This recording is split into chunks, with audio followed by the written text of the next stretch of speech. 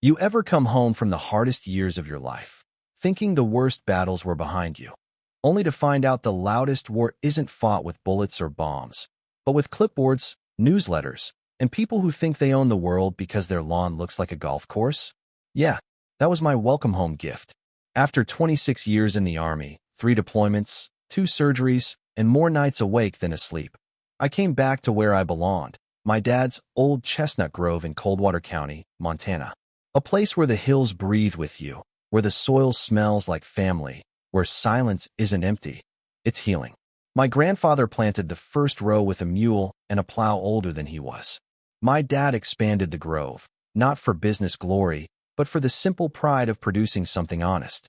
I didn't inherit the land so much as I returned to it, like gravity had finally pulled me home.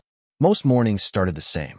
Coffee black as regret, boots wet with dew, air crisp enough to sting your teeth. Peaceful. Real peaceful. Then came the day Peace put on heels, a red blazer, and marched into my driveway like she'd been waiting to ambush me. Victoria Hale, president of the Willow Ridge Homeowners Association.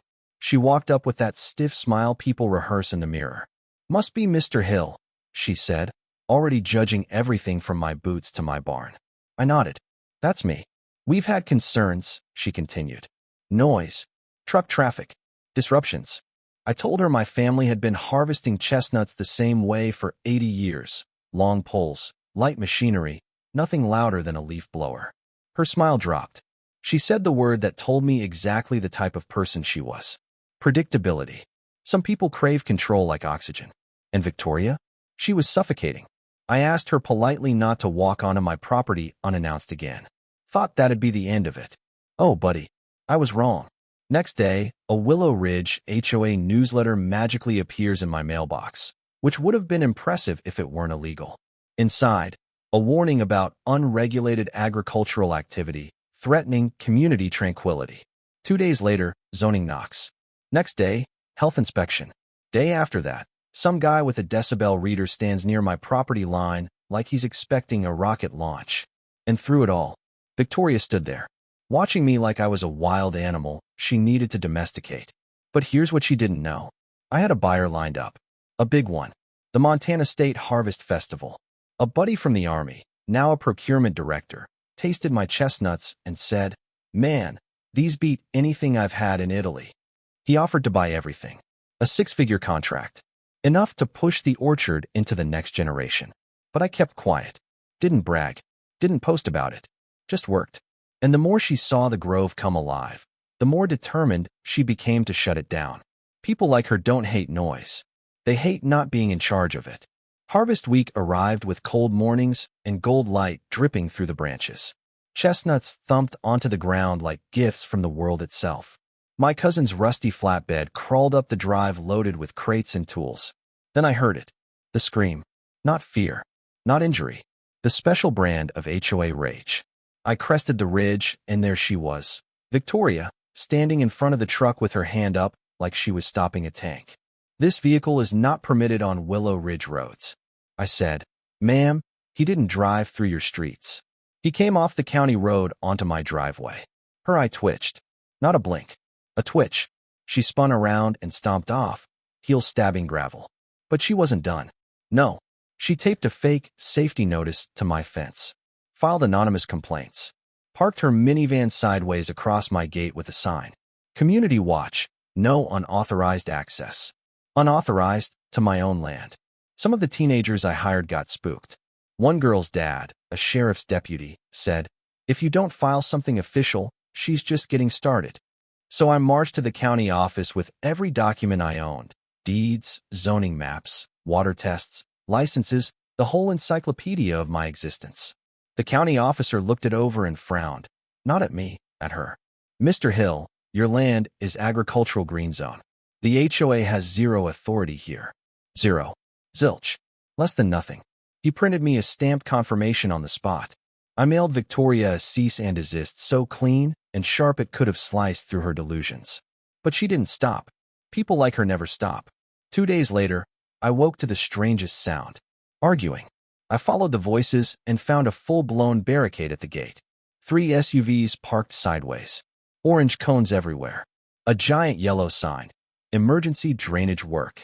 Victoria stood front and center, wearing a reflective vest like she was starring in a highway commercial. "This road is closed," she declared. "It's a county road," I said. "And that sign is fake." She raised her chin. "It's under review." That was the moment I called the sheriff. Deputy Carson showed up 20 minutes later. He didn't even hide his exhaustion. A glance, a sigh, a head shake. "Ma'am, move these vehicles. Now," she argued. He stared, and for the first time, she backed down. But she wasn't done. No. She saved her masterpiece for the day of the festival delivery. And she almost ruined everything. Festival delivery day, dawn barely stretching over the hills. My workers loading crates. The first big truck from the festival rumbling down the road. And then, there she was. Victoria Hale. But not normal Victoria. No, this version had evolved. She wore a neon safety vest, a construction hard hat, a whistle, and the confidence of a person who thinks they are starring in a courtroom drama. Beside her, a giant sign reading, "Road closed, emergency repairs." I walked toward her slowly, praying she was joking. She wasn't. She stepped directly in front of the festival truck, whistle in mouth, hand raised like Moses parting the Red Sea. "You'll have to reschedule," she said. "Willow Ridge has declared this area unsafe." I felt something inside me settle, like a switch flipping. Not anger, not fear, just purpose. "Victoria," I said quietly, "you are obstructing a state-level agricultural contract. Move out of the road." She opened her mouth. "This isn't." Red and blue lights exploded over the hill. Deputy Carson's cruiser slid to a stop. He stepped out, took one look at the circus, and said the words I will remember till the day I die. "Ma'am, step aside, or I will arrest you for obstruction." The world froze. Her HOA board stared. Neighbors hid behind trees. Workers froze mid-step. And then, she broke. Not gracefully, not silently, but loudly. She stepped aside, trembling with rage. The truck rolled past her, dust swirling around her. And just as it passed, she let out a scream. Not a scream of anger, a scream of loss. A raw, primal, world-ending wail that echoed through the grove, rattled the branches, and sent birds scattering. A scream from someone who finally realized the world did not revolve around her. By noon, neighbors had set up lawn chairs along the road like it was a parade. Someone brought lemonade. Someone brought cookies. Someone yelled, "Best HOA meeting ever." Then the festival reps arrived with a huge banner. Eli Hill, veteran, grower, steward of the land. Featured producer, Montana Harvest Festival 2025. I'll admit it. My throat tightened. And the best part? The internet got a hold of the video.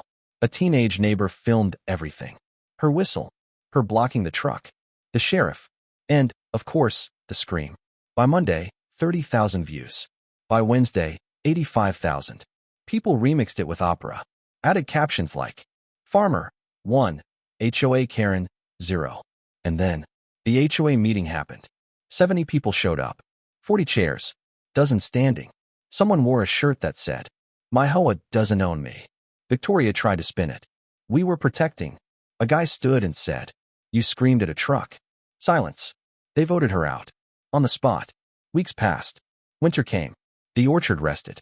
The new HOA president sent me a formal apology, signed, stamped, sincere. Kids from the youth program kept helping at the Grove. Neighbors visited more often. Folks brought pies, tools, even firewood. And one cold afternoon, I saw her. Victoria. Walking alone. No entourage. No clipboard. No armor. She stopped near the fence. "I saw the kids working earlier," she said softly. "Yeah," I replied. "They're good kids." A long silence. Then, I let my fear make me foolish. I nodded. Didn't offer forgiveness. Didn't reject her either. Grace isn't always loud. Sometimes it's just letting someone walk away without adding more weight. The orchard is quiet again, but it's no longer lonely. And every October, when the chestnuts fall like promises kept, I remind myself. Some battles are worth fighting. Some victories don't need celebration. And sometimes, the land heals you more than people ever can. Now I want to hear from you.